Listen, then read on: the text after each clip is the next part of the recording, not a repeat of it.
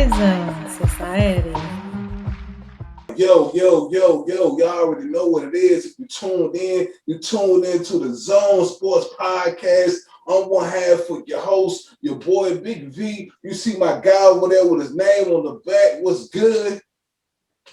What's up, man? It's your boy Corey, aka Cool C, aka COO. What the hell? What the hell is going on, my brother? Yeah, what the hell is exactly right, man? And Corey, normally Corey, I would jump into this podcast and tell them, who we sponsored by. But man, listen, man, fuck all Yeah. that, yo. Y'all Oh. know we sponsored by. Oh. Fire it up, yo. Listen, I want to set the podcast off real quick and tell Cole Beasley to shut the fuck up real quick. Cole Beasley, I need you to now wait a minute, real quick. I'm saying okay, all right. Yep. Time out. Now let me let the zone land know that I have no idea at this moment, as of this taping, what Big V is talking about. So this must be some real super heavy. Please continue, my brother. No, this was not on the docket, ladies and gentlemen. This was not in our notes. No, listen, this is me coming on here telling Cole Beasley to shut the fuck up. Man, listen, man. If you don't want to get vaccinated, my guy, get the fuck out the league. That's cool. Yeah. That's cool. And again, listen, I heard him talking a little bit about that. Yeah. Listen, man. To the people of America, the choice is yours. You know what I mean? I'm not here to advocate for what you want to do and what you not want to do. I'm here to speak to Cole Beasley and Cole Beasley only. Listen, Cole, if you don't want to get vaccinated, just shut the fuck up. We don't need to hear your ignorant sentiments about why you don't want to get vaccinated. That's first and foremost. Second of all, listen. I need Mark Cuban to relax. Earlier today, Mark Cuban spoke out after Cole Beasley tweeted about Pfizer needs to basically kind of pay him to get the vaccine. And I want to be accurate about this too. So because I want people to know exactly what the fuck was tweeted and what the fuck was said. He said, I'll get vaccinated and be an advocate for it if Pfizer puts a percentage of its earnings from the vaccine in my wife's name. Mark Cuban came on and said that if he was to get if Cole Beasley basically went on to be an advocate for Pfizer and put it on all his socials and basically was a great spokesman, he would give his wife stock in Pfizer so that way she would get paid off the earnings from Pfizer. Mark Cuban, I need you to relax. I need you to fucking relax, Mark Cuban. I really do. I need you. First of all, let me get the Cole. Cole, listen. Not only did you say something ignorant towards the things of the sentiments of I'm not getting vaccinated, so if you see me out on about, just stay far away from me if you're scared of me. Yo, listen, man. Listen, bro. Listen. You got me sweating here, man, because I'm pissed off. Listen, I don't know if you wear a mask or if you don't. But those sentiments right there, those comments right there that you're coming at about how people scared of you, get away from you, and you're going to be basically doing whatever the hell you want to, my guy, you got to relax. As a person who lost several family members with the COVID, I take that personal. I take those sentiments personal. Pardon me. And also, again, I don't know if you're wearing a mask or not. But it just comes off as if you don't just give a fuck and you're not masking, you're not doing anything about it, and your family not masking, and y'all are just being some nasty motherfuckers in general. Let me be clear. Not only are you nasty as fuck, but people that are not masking in general in this climate, you niggas is nasty too. I'm gonna put that out there too. It ain't just you, Cole, that's nasty as fuck. Yo, it's you other niggas too. It's you other niggas why I'm homeschooling my children. because I don't trust what the parents of what these other kids are doing out here. You niggas is nasty. If it's a million of you Cole Beasley niggas out here that's moving like that. And again, the choice is yours. I'm not telling you what to do. I'm just speaking directly to Cole Beasley. Because guess what? It's also a million people who are not masking and who are not going out here on social media making a fool of themselves and also putting out foolish sentiments and ignorant sentiments and just being blatantly disrespectful to people who have lost people to COVID. I don't like it. And again, yo, the choice is yours. It's just like everything else. Jobs are now requiring people to get the vaccine. And the jobs are also telling you people, if you don't want to get it, the door is that way. Again, the NFL are requiring the players to get the vaccine. Cole, if you don't want to get it, hey, the door is that way. You don't have to get on Twitter and everything else in your fucking interviews and talk all fucking ignorant, because it's pissing me the fuck off. It's pissing people off who have really lost people to COVID and people that are taking this shit seriously. So, and again, and Mark Cuban, let me get to you. No, we're not going to pay this nigga to take a fucking vaccine. We're not going to fuck that nigga. No, if he don't want to pay, let him pay with his life. Let him pay with his life. If he don't, no. Like a whole bunch of other people doing. And again, Corey and the rest of America, the people that are hearing this COVID shit has been around for almost 2 years. Do we need to shut the economy down? No, I don't think so at this point. Because guess what? We have a vaccine. If you don't want to take it, that's fine. And again, if you get sick from it, shut the fuck up about it too. Because the option is yours. For months, people complain, oh, I want to go out. Oh, I can't wait to do this in the third. Yeah. Now we have an option to where we can take this thing, be able to do this, that, and the third. You know what I mean? But you nasty motherfuckers don't want to do it. And that's cool. Continue to stay nasty over there. You know what I mean? You don't have to do no interviews about it.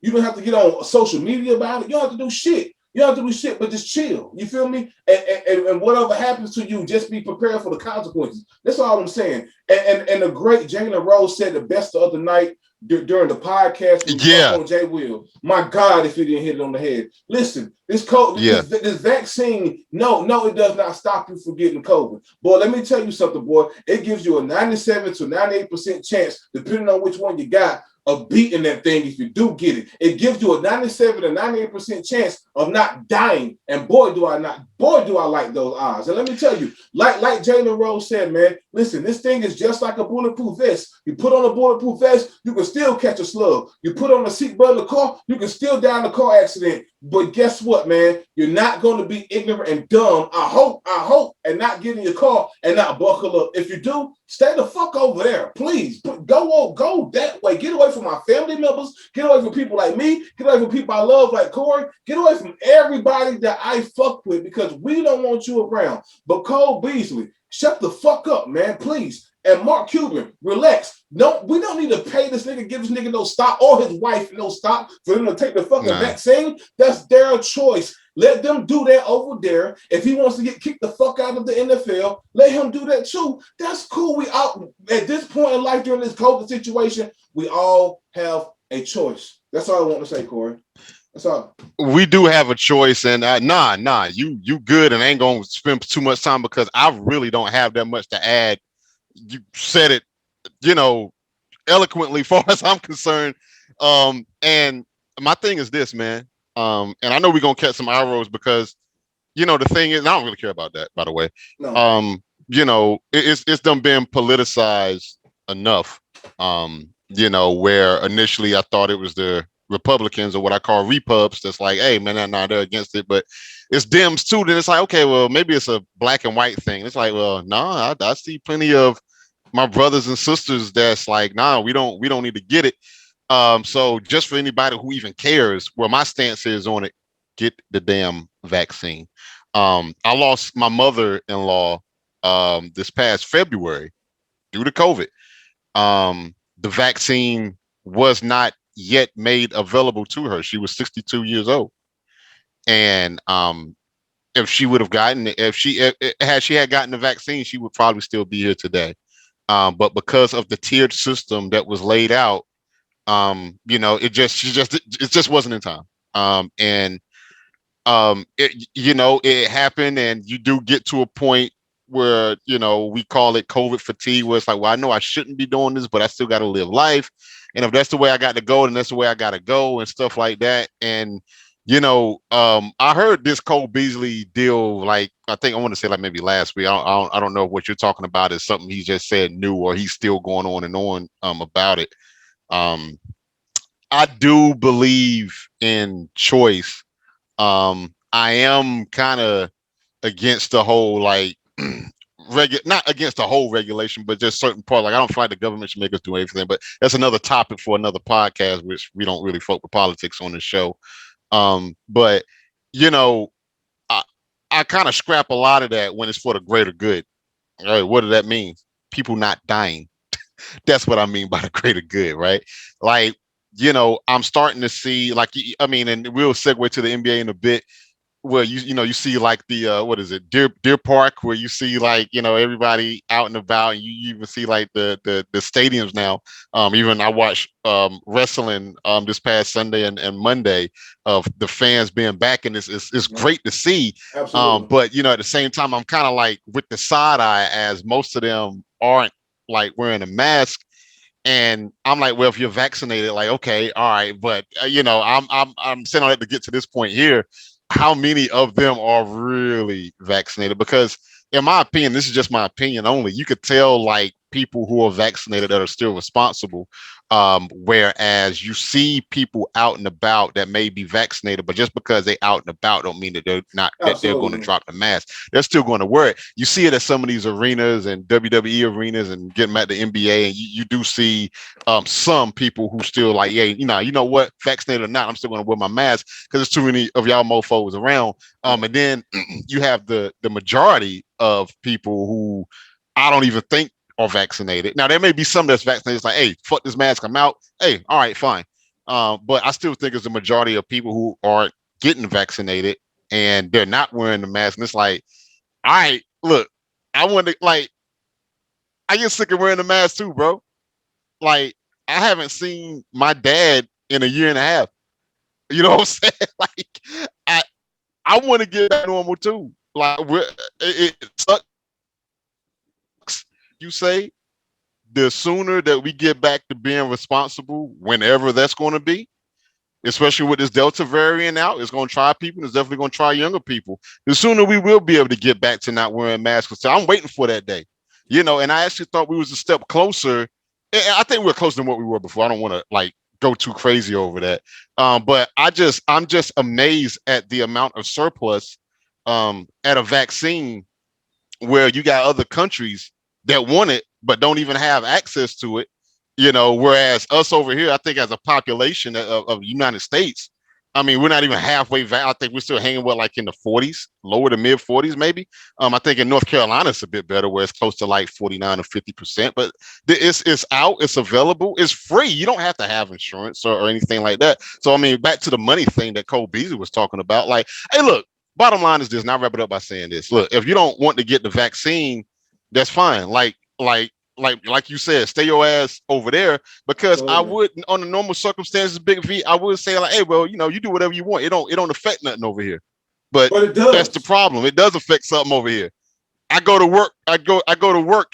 I go out to grocery stores. You know what I'm saying? Like, me and my wife, we still don't eat out at sit down restaurants yet. No, like, we don't either. What you do still affect other people, or whatnot. And we're ready to get back. Like, yo, we ready to get back there with you. But man, look, you it, some people may have gambled in their life, some people don't. I'm not gambling with my life knowingly. Like, yeah, you can sit here and say the vaccine, I get it, from the Johnson and Johnson to the rare issues that they had, and I get it. And to those who's like using the Johnson as an excuse, all right, if you want to take that one and be like, okay, I may not fuck with the J&J. Dude, we're at the point now where we got choices. Okay, if you don't want to go to J&J, fine. Dude, get the Moderna or the fucking Pfizer then. Do something. I get it. But that's it. I could talk about this all day, right?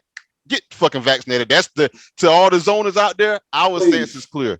Get fucking vaccinated. Because if you fuck around and get COVID without one, hey, it could be a wrap.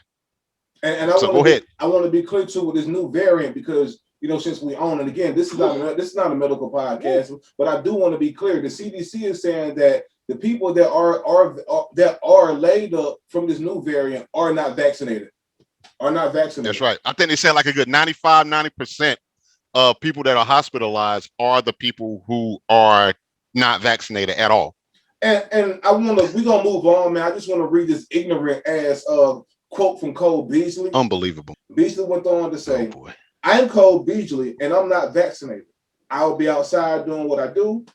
I'll be out in public. If you're scared of me, then steer clear or get vaccinated. Point blank, period. I may die of COVID, but I'd rather die actually living. Yep. And on that note, Corey, we're gonna go on to Game 5. We're gonna leave that there. We're gonna sit that there, and we're gonna go on to Game 5. You know what I mean? He said, "Shut the fuck up forever." But if he's not careful, he might actually shut the fuck up forever. Your life, bro. Hey, the choice is yours. Choice is yours. You know what I mean? Moving on to the NBA. Man. Oh boy. Man. Corey, I feel like Milwaukee, they doing it to us again, ain't they? Milwaukee, they sticking it to us again, ain't they? Corey, we look like fucking idiots on this podcast every fucking week. We come on here and be wrong. We have been wrong this entire finals, Corey. What is going on? You know what? It ain't even been the finals. It's been like the majority of this playoffs. We have been wrong, courtesy of the Bucks. Corey, I don't know. Ladies and gentlemen, if you haven't been keeping up with the NBA, let us fill you in. The Bucks have now took a 3-2 game lead over the Phoenix Suns in the NBA Finals. Unfucking believable, man. Man, let me tell you. Tonight, ladies and gentlemen, we are filming this podcast on 7/20. You know what I mean? The game is tonight. I think it pops off at 9:00 p.m. Eastern time. 9:00. You know what I mean? Man, game 6 is on the line. You know what I mean? Corey, I already know how you feel about game 5 because I was shocked too. I texted you beforehand. You said you had the Suns winning by I think 10. I said I had them by at least 6. We was both fucking wrong. We already know how we feel about game 5. Let's jump into these game 6 predictions. Corey, I'm gonna go first. I'm gonna set it off, Corey. Go ahead. Corey, ladies and gentlemen. What you got? It is over for the Phoenix Suns tonight. I'm here to tell you tonight, Corey. It is over. I am calling it tonight, big dog. It is over. Listen, man. Listen, Corey. I have sat back and I have watched, and CP3, I have rooted for you, big homie. Yeah. North Carolina, you a native. We love you still Respect. out here. I still love you. CP3, let me tell you, man. Phoenix Suns fans, let me tell you. It is over. It is over tonight. Giannis is going to close that thing out tonight down there in Milwaukee. Corey, they're going to celebrate down there at Deer Park, whatever the fuck they call it. Let me tell you, man. Game 5 Phoenix was supposed to get that, man. That was a huge loss. But was it, man? You're right. Corey. You're right. The Bucks was not supposed to get that game.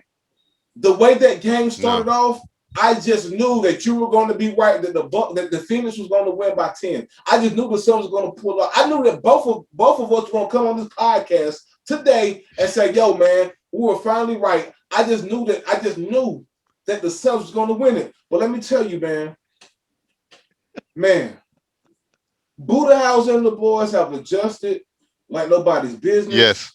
Giannis is playing lights the fuck out. But let me tell you, man, I want to jump right into the spec on his name segment. We're going to jump into the spec on his name segment. We got to put some spec on Chris Middleton, man. We have to. We have to, Corey. We have to. We need to take the spotlight off Giannis for a second. We got to talk about Chris Middleton, man. Man, he is playing like a fucking stud. He is playing like a stud, Corey. Not only on the offensive side, he is doing a hell of a job picking up, I think, Booker. Man. Damn near full court sometimes. He is doing a good job with PJ Tucker on the switch with him and Booker. Let alone sometimes they switch it on him and CP3. Man, Corey, all three of them The big three for Milwaukee is clicking, dude. They are clicking, but Chris Middleton is slowing the game down, Corey. He is Yes. taking his time. He is not settling. Times I thought that he might get stripped by the defender. He somehow pulls it off, steps back. I mean, it's almost like he's timing time. It's like he's taking a step back, looking at the defender, going through the mental breakdown, almost like that show that's on the ESPN app that Kobe used to do and Peyton Manning done. Detail. Yeah, the detail. It's kind of like he's breaking the defender down in a detailed like show, slow motion form of fashion that I can't even really explain. If you know, if you're watching it, you get what the fuck I'm talking about. The guy is being fucking marvelous, dude. He is being like another superhero for the Bucks, man. And I gotta say, Corey, at the beginning of the playoffs, and you can tell me how you feel. I didn't see Chris Middleton being the key factor that he is now. I just didn't. I'm gonna be honest. Well, that's been the knock. That's been the knock on him.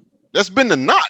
I think it's been the knock with him and Drew. You know what I mean? And I gotta say, man, in this particular series, the two have shown up. And again, I just want to bring it back to Chris Middleton, man. I mean, he's had games with 40 points. I mean, 20 points, 25. I mean, the guy is just playing last lights game he out, had man. 29 points in the last game. I mean, I think he outscored Giannis that game too. I think Giannis might have had like 20, 25 points that game, maybe 30 at the most. Yeah, we're talking about the last one. Giannis got 32 to his 29, but I mean, it was hand. But Corey, I'm gonna be honest with you, man. Just bringing it back to Middleton, man. I want to get your stance on this real quick because again, the boy has been playing lights the fuck out. And before I get your prediction on tonight's game, let me ask you this: if my prediction is right and the Bucks close this game out tonight in Game 6, am I wrong to say that Chris Middleton may be up for the MVP Finals? You just read my mind. I'm so glad you brought that up. That's exactly where I was getting ready to go to. Look, when it comes to stuff like this, MVPs and all that, like people like the story. So I think Giannis will get it. But I don't think anyone in their right mind is crazy for suggesting that if Milwaukee closes it out, that Middleton would get it. Absolutely. Or at least should be heavily considered for it. Absolutely. Because the way that this guy is playing, Milwaukee is not in this series because the thing is that you know what you're gonna get out of Giannis. You're gonna get at least a good 30 and 10 on a bad night. Yeah. Right. And normally the games that they've lost, it was when Chris Middleton and Holiday didn't show up. Yeah. And I think it works great when it's tiered to whereas Giannis is getting either the bulk of the points, definitely the rebounds, and then Chris Middleton being your number 2. And I'm gonna go even a step further. And I'm trying my best not to be a prisoner of the moment. Okay. I'm not 100% sure in some, not all, some of these games that Giannis ain't the 2 and Middleton is the 1. On some, not all. I get it. Holistically speaking, is obviously Giannis going to be the number 1. Right, but I'm really just taking this game by game within these final series before anybody go crazy. Right. And it's not absurd to think that. And it's not absurd that he gets a bid at being a finals MVP. It is not. It is not crazy. Yeah. It is not off the table at all. He should be considered. And I'll even go a step further. I wouldn't be mad if he got it. I really wouldn't. I mean, if we could sit up here and be cool that Andre Iguodala got it a few years ago, you can't get mad at Chris Middleton for getting the finals MVP. And well deserved to Andre Iguodala that year too. Hats off. No question. No question. Off. So no, they're not in this closeout position without Chris. Man, I get it. Everybody plays their whole part, man. But nah, Chris Middleton, man. And I only got one beef with Chris Middleton. I only got one. Okay. My only beef is this. Can you get a little bit excited? Just a little bit. I know you calm, cool, and he's kind of like, I Hey, mean, not as bad as Kawhi Leonard, but I'm like, dude, man, just just a fist, yeah, or what they say in Dave Chappelle show, yeah, like hey, something. Let's get something. Just you're too good, bro. Like I talk get, that shit. I guarantee you That's his tonight. demeanor, though. I guarantee you tonight, if they win this game six as I predicted, because let me tell you, Corey, and I want to ask you this too. I feel like it's over for the Suns. I want to get your take on it here in a second, but tonight I guarantee you we will see Chris Middleton celebrating, holding up that Larry O'Brien trophy, big dog. What you say, man? Yeah. Man, the Bucks, they personally have it out for the both of us. And I understand why you picked the Bucks. I do. I really do understand why. Like no shade, no none of that. Like I get it. The way that they're playing, you got damn Budenholzer throwing in one of the tallest lineup in history with let's see what he had at one stretch. He had I'm talking about big ass lineup. You had Giannis, Lopez, PJ Tucker, Chris Middleton, Lopez, and Bobby Portis on the floor at the same damn time. Talk about going big. Talk about going big, boy. Oh my God. Man said go big or go home. And I'm like, oh my God. And just for a second, think about that lineup against the speed of the Suns. Yeah.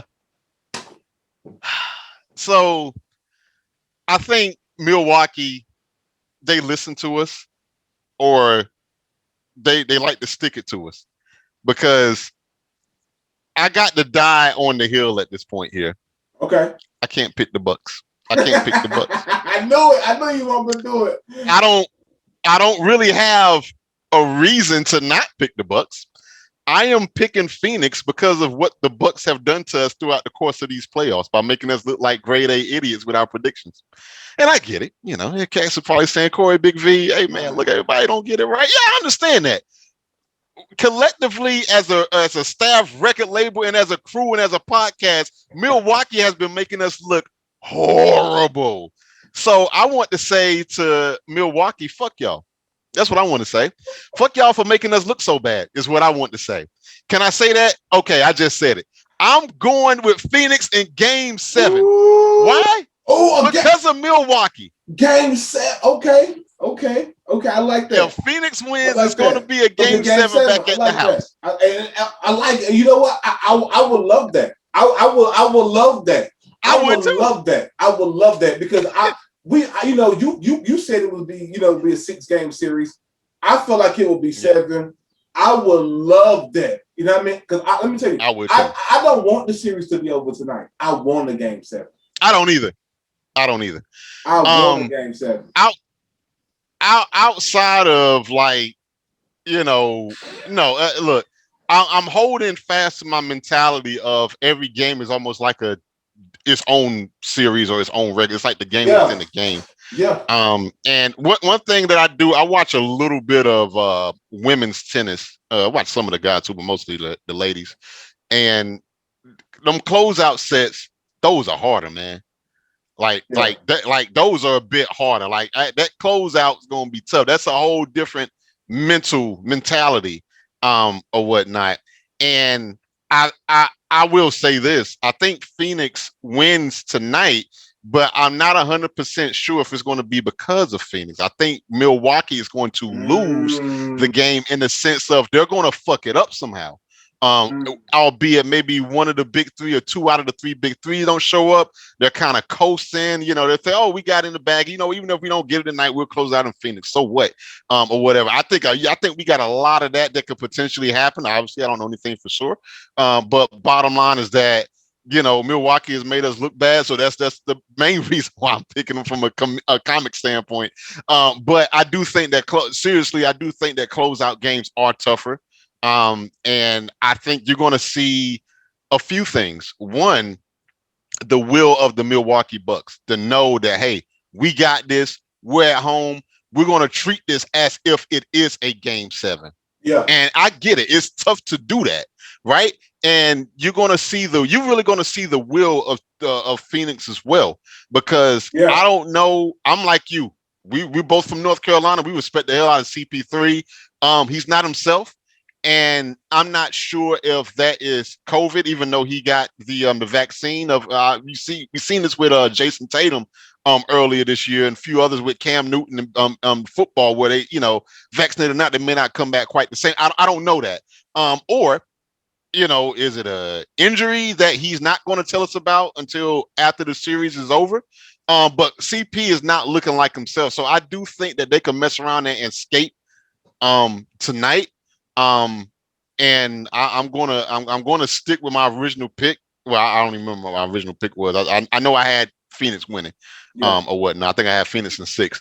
Yeah. But it's gonna be a heavyweight bout tonight, buddy. We gonna know. We're gonna know real soon, man. It's gonna be a hell of a damn game. I tell you that. And Corey, the only reason why I'm picking, the Bucks to win is just, I just felt like they punched the fucking Suns in the stomach last game. Yeah, they did. I mean, they did. What a game by Booker. I mean, let me give some credit to the Phoenix Suns, man. Yeah. I mean, they put it on the line, Corey. What a game by Booker. CP3 was okay. Man, what a game by Bridges. Bridges is, man. Yeah. Bridges is hooping. He is hooping.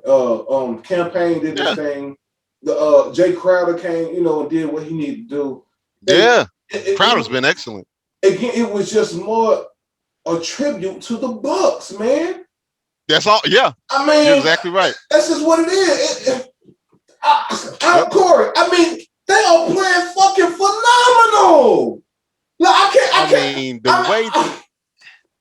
How often did you see? And you know what was crazy? Go ahead. Yeah, I was gonna say, what was crazy about Game 5 was that Phoenix had the first quarter. Dude, that was up by like 16 points at one point in time. About 16 points. It was up there. And it's just like, okay, and this kind of like reminds me of Mike Tyson during his heyday, where it's like, yo, if you're lucky enough to make it out of round 1, you're going to be sweating by round 2. If I don't drop you by then, round 3, you're toast. Yeah. And I'm talking about they came out with the Mike Tyson fucking 1989 left uppercut. And it's just like, whoa, like, where the hell has this been? It was crazy. And it was really, basically typical Phoenix coming out, because we was expecting that. We was expecting Phoenix to be Phoenix and Phoenix. You know what I mean? We knew how the crowd was going to get. We knew what, the team as a whole brings to the table when they play at home. We knew what it was.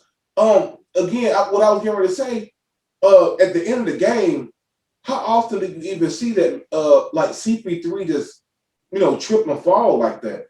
That was just it was just really again a tribute to the Bucks defense, and again maybe a little bit of defense is ridiculous.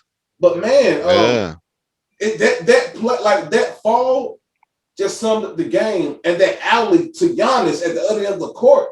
Oh my God! It just summed up the game. It summed up it basically summed up the way and the mentality that the Bucks have right now, man. I'm sorry. They do, and I want to give some love, and we gave them love last segment, and we ain't got to stay on it. I mean, last podcast, we ain't got to stay on it too long. But that damn Bobby Portis, that damn dog.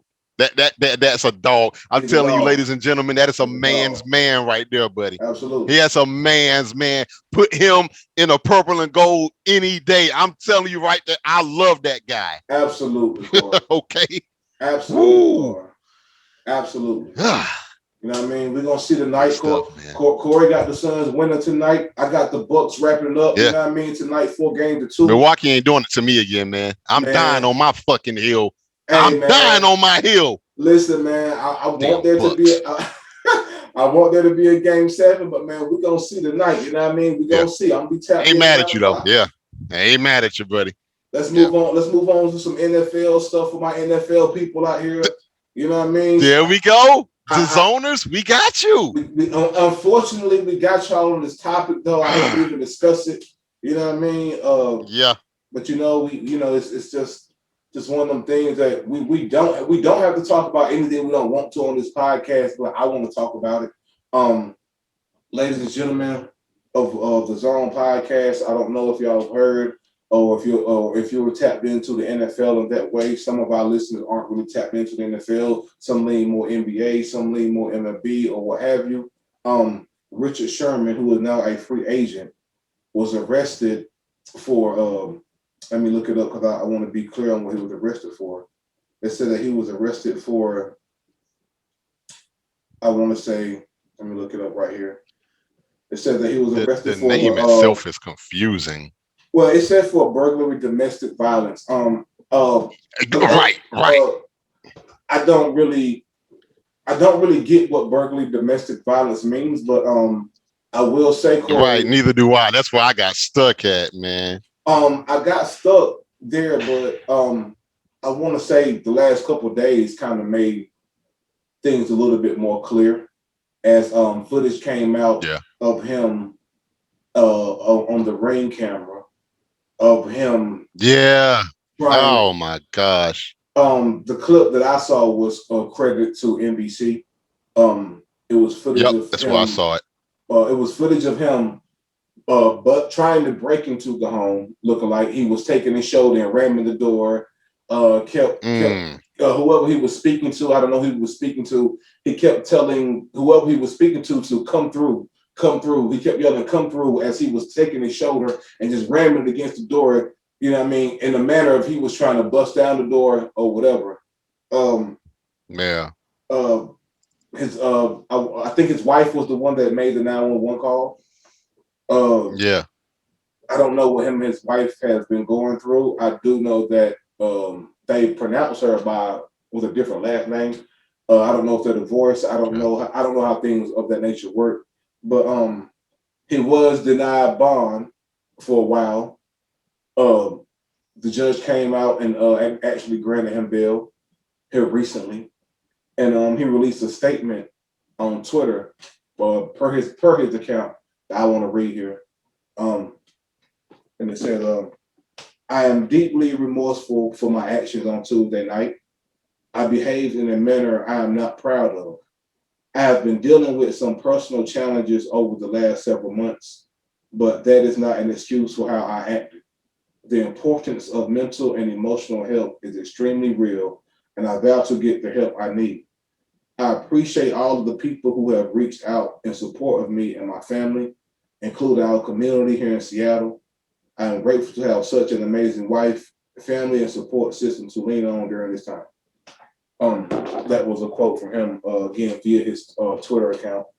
Um, I don't know. Um, Again, neither one of us know him personally, obviously. It's very Yeah. unfortunate, man. I will say, if he's going through mental and emotional stress at this time, man, because a lot of people are really going Yeah. through that.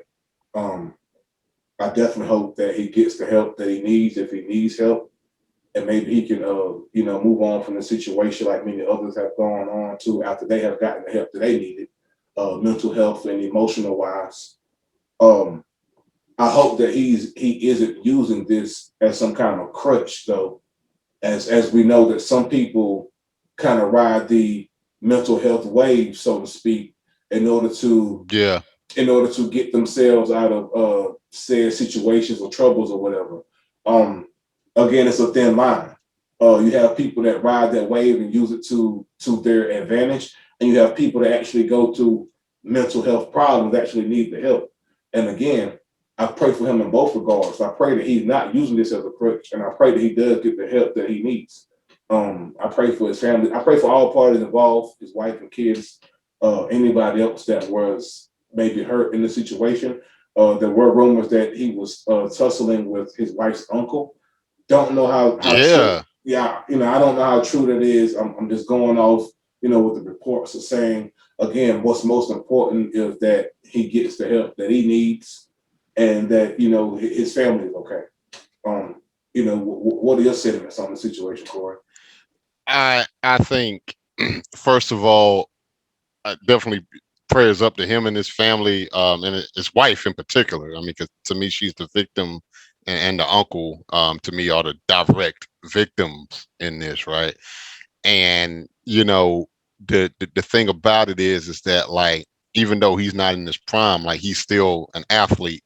I mean, so he's like hella strong, right?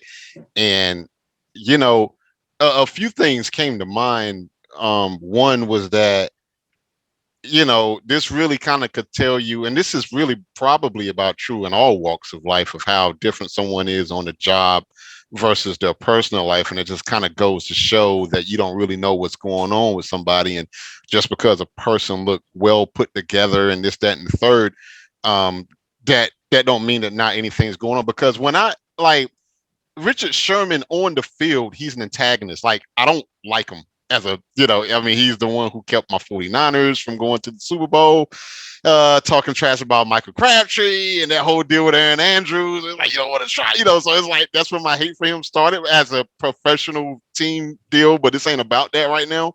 Um, but he was a guy who, even when he became a 49er, which I'm a fan of, he's a guy that I may not like him, but I respect him. Like, he's a guy almost like a Patrick. He's an antagonist like a Patrick Beverly, where it's like, you may not like him until he's on your team. It's like, yeah, do that same shit you was doing over there in Seattle. Do it over here in the red and gold.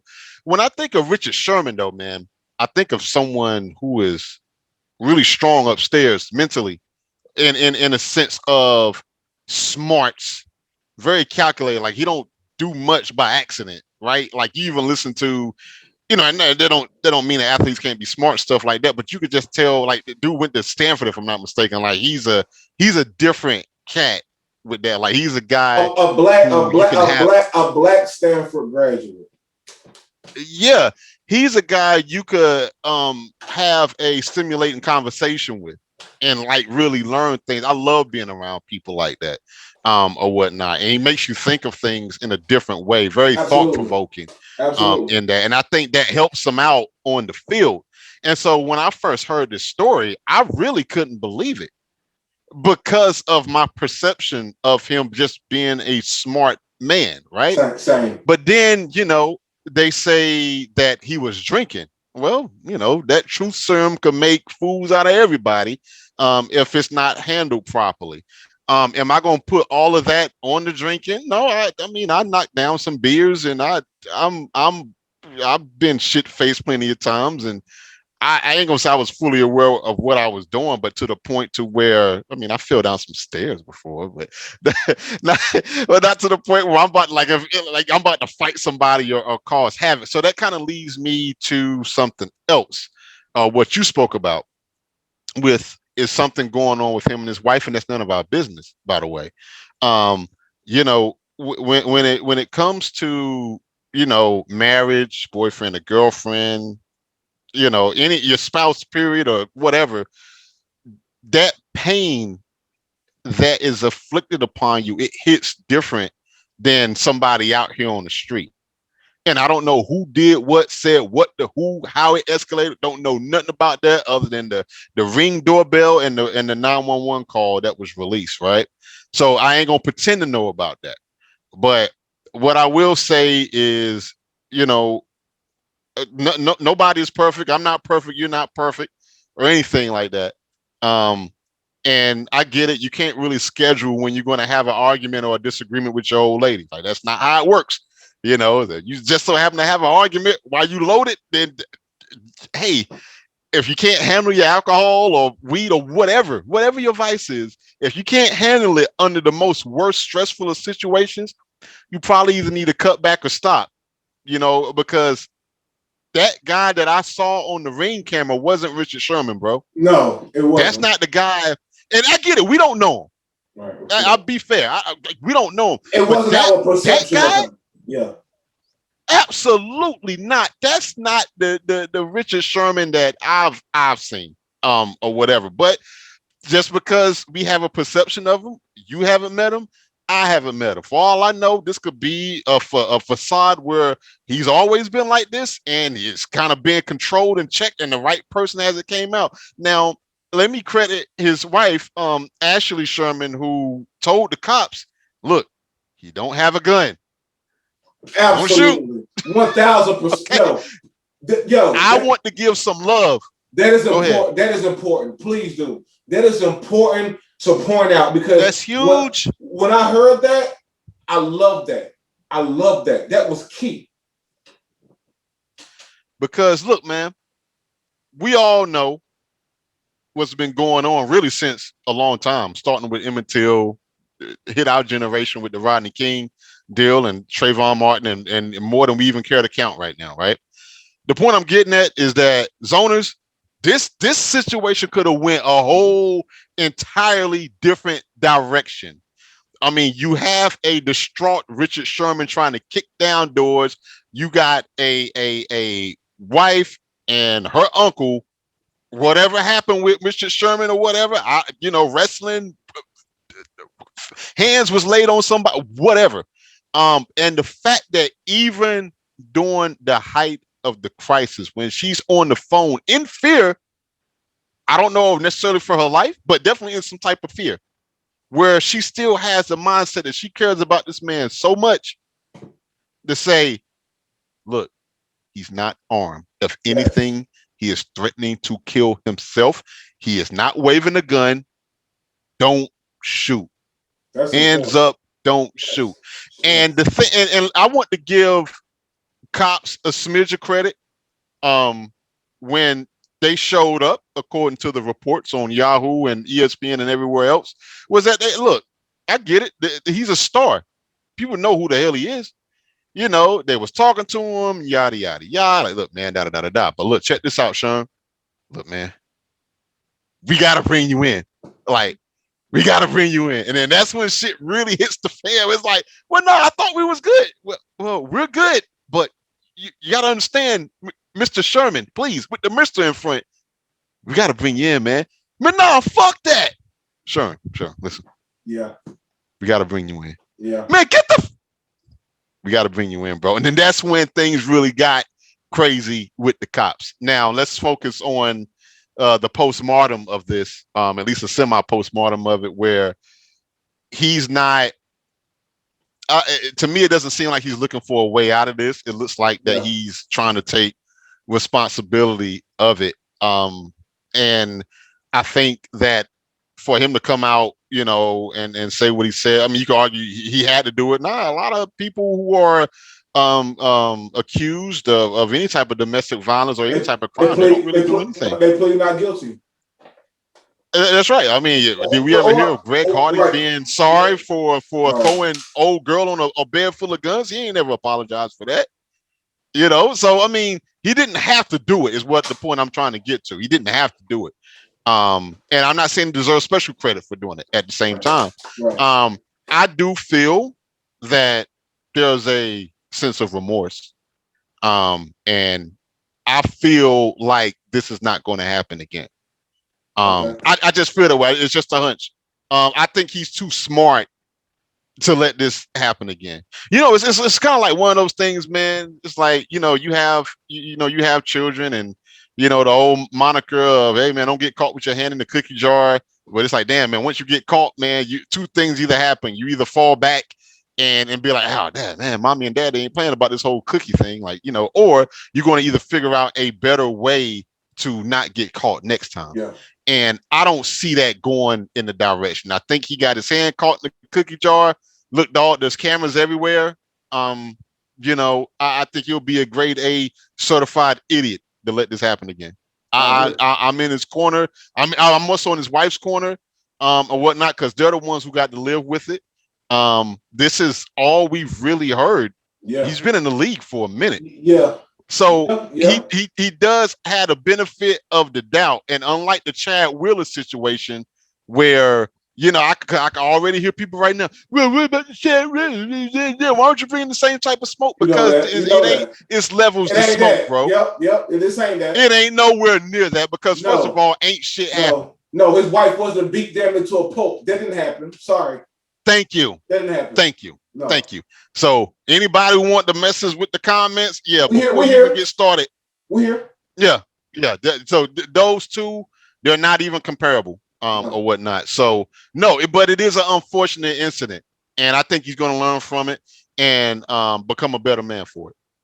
I hope so, man. Prayers to everybody involved, man, in the situation. You know what I mean? But you know, I want to take a time out and pray for somebody else too, real quick.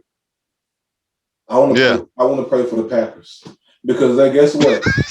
Because guess what? It is they are dead out here, ladies and gentlemen. Today, the Packers told excuse me. They told Aaron Rodgers, we are prepared to make you the highest paid player in the NFL. We are prepared to do it. And you know what Mr. Aaron Rodgers said?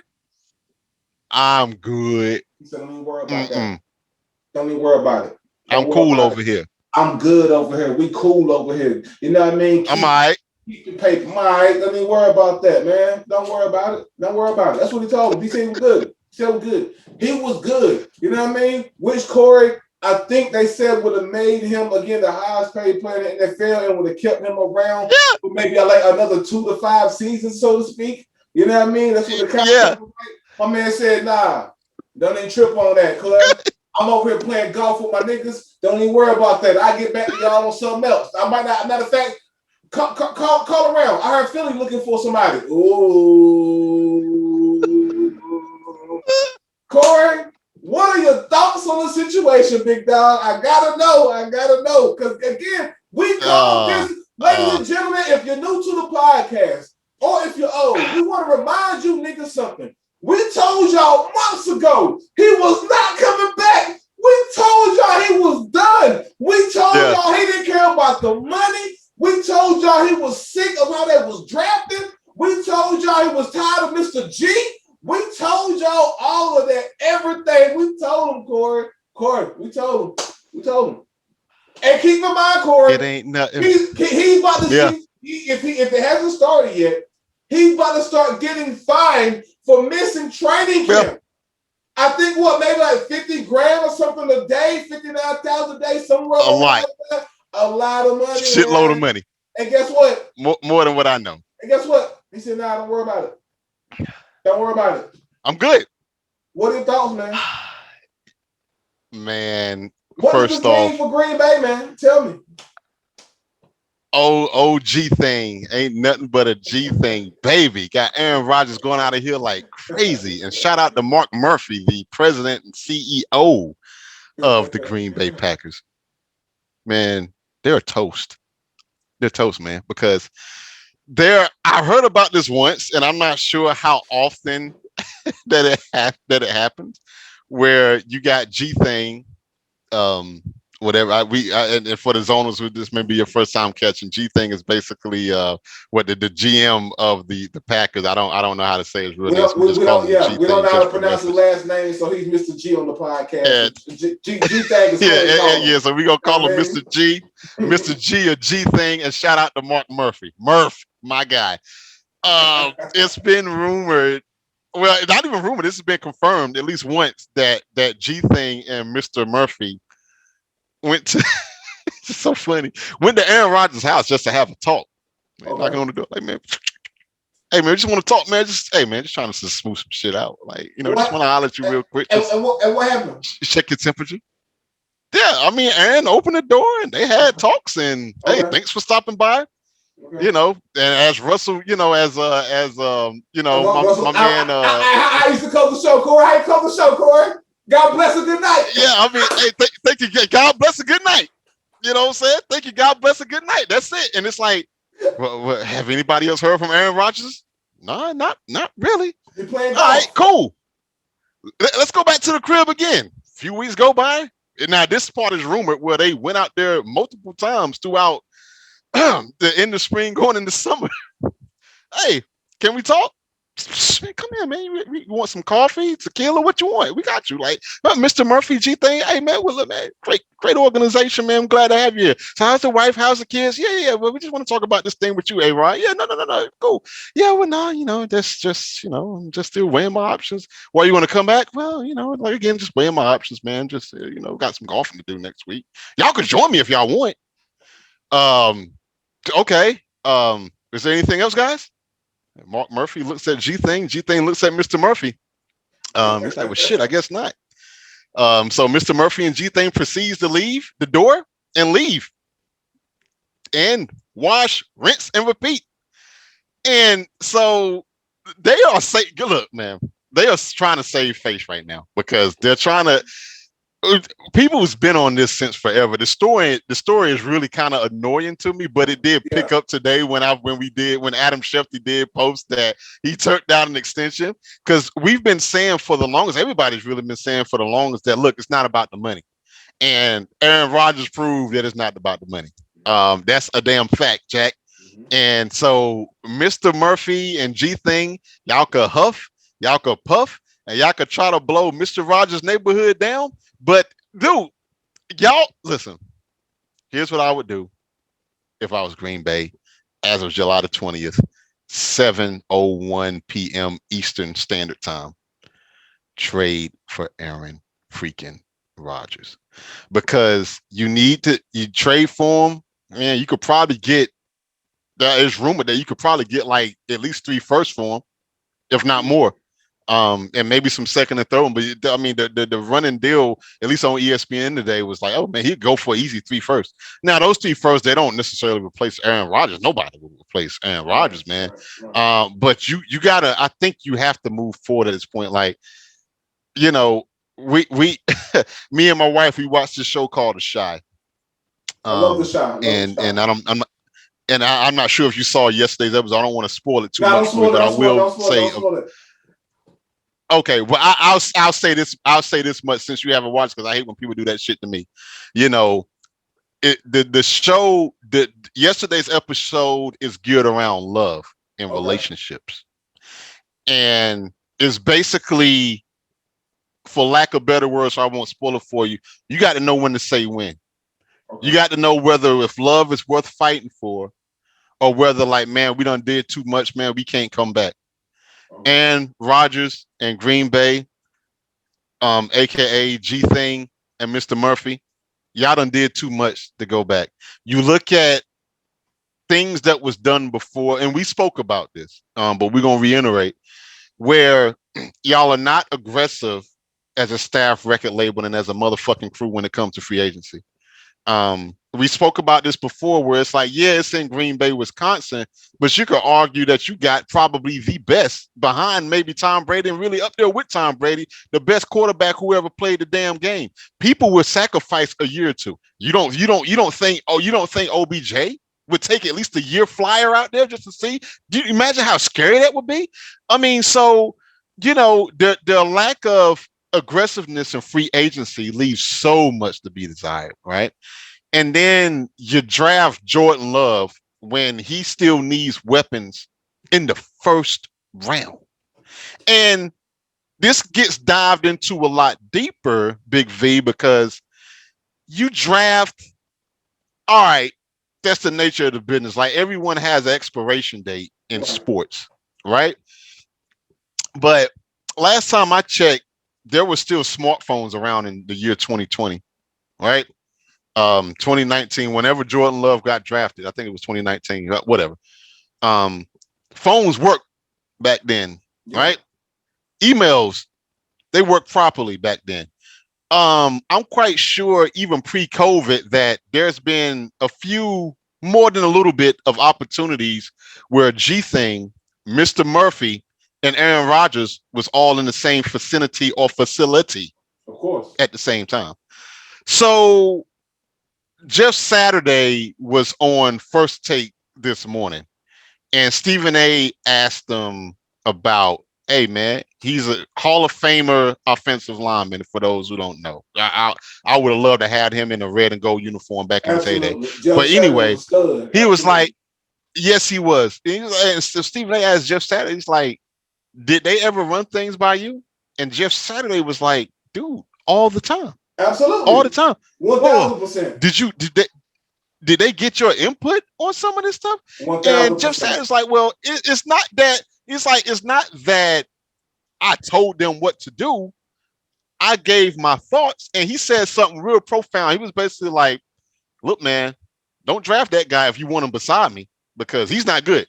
If you want him behind me, that's one thing, but he ain't gonna be able to roll side by side. Draft him if you want to, right?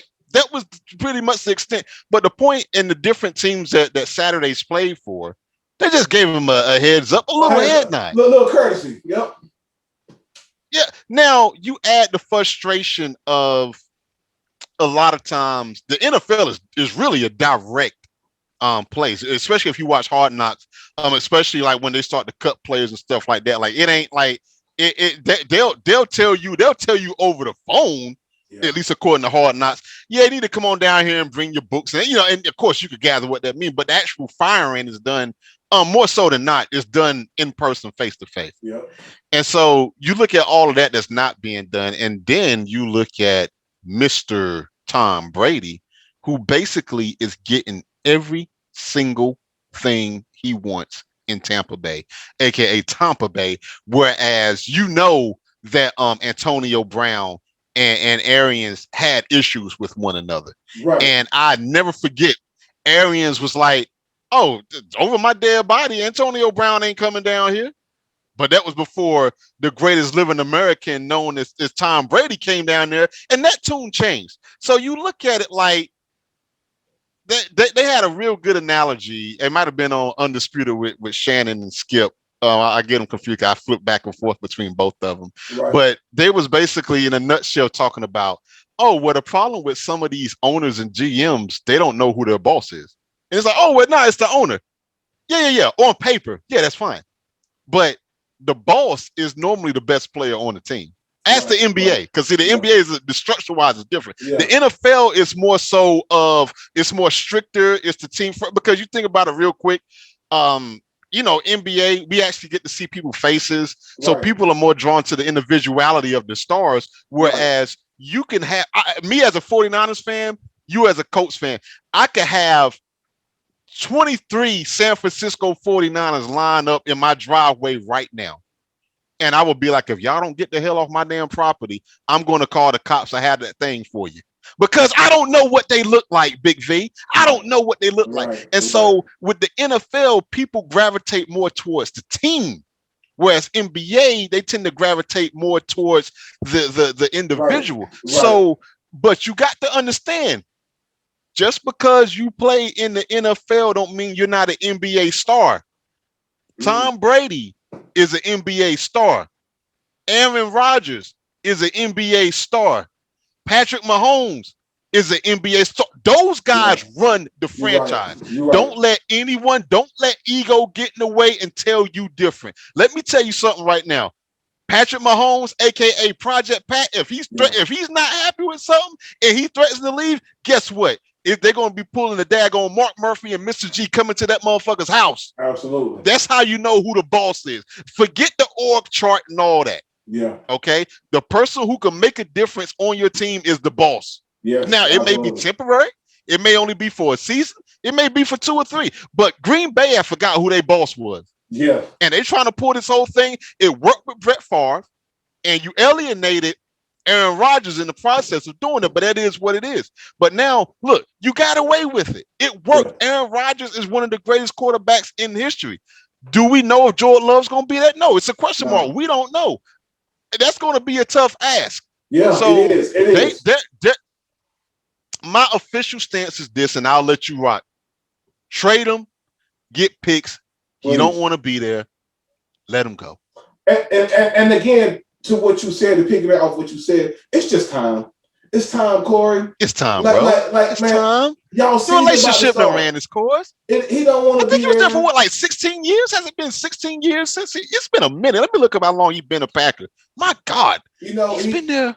He's been there since 2008. And look at the draft that they've done. Well, while he's been nothing. While he's been the guy, look at the draft that they've done, man. I mean, if we really want to go deeper, it's kind of been almost like the history of the Packers, man. I mean, let's not act like Brett Favre had a lot of weapons. If we just keep it in the buck, I mean, it's the reason why he has just as many interceptions as he does touchdowns. It's a reason. Yeah, it's a reason, and he spent most of that reason in Green Bay. That's all I'm saying. And let me ask you something. Let me ask you something real quick. You look at the Brett Favre era, and you look at the Aaron Rodgers era, and and both of those eras combined only 2 championships. That is supposed to be a dynasty. Green Bay has never been mentioned as a dynasty. Now, I hate saying this because I'm a certified Patriot hater, just because of the circumstances from which the Super Bowls came from, Spygate and Deflategate. But be that as it may, let's just take that out because I ain't gonna try. All right, fine. But you look at my 49ers from the early 90s, late 80s and early 90s. You look at the Cowboys of the 90s, right? And then obviously you look at New England, and a couple of other teams here and there in between that was mentioned as dynasties. Green Bay has never been mentioned as a dynasty. 2 of the best quarterbacks, arguably, that anybody has ever seen, and you only got 2 Super Bowls to show for it. And you can sit up here and put it all on the quarterback. Your Colts had this problem with Peyton Manning when he was there. Yeah. And I remember Jim Irsay, as they call him, the mad tweeter. Well, yeah, we should have had more. You're damn right they should have had more. They should have had more. But did y'all do what y'all needed to do from a defensive standpoint? Because y'all offense was locked. So you can sit here and point the finger at Peyton Manning. Well, yeah, we should have. I hate it when that still irks me that Jim Irsay said that about it. Man who gave his life for the Colts. And, well, we should have won more. Well, whose fault is that? He ain't the GM. No. Aaron Rodgers should have more than one. Brett Favre should have more than one. They've never been mentioned as a dynasty ever. That says more about Green Bay than it does Brett Favre or Aaron Rodgers. You're right. Sorry for interrupting. No, you're right. You're right, Corey. I hadn't even thought about it like that. You're right. This has been a long time problem of this organization, and I think that they have found the right guy to say, "Hey, this shit has ran its course, and I'm gonna go that way." Yeah, man. Look, I don't know nothing about being divorced. By the grace of God, I hope I don't ever have to experience it. But I know about relationship breakups. And what I do know, I've been dumped. I've done the dumping, and turnabout's fair play. But what I do know, more so than not, is never over just one thing. It's never over a bad night or anything like that.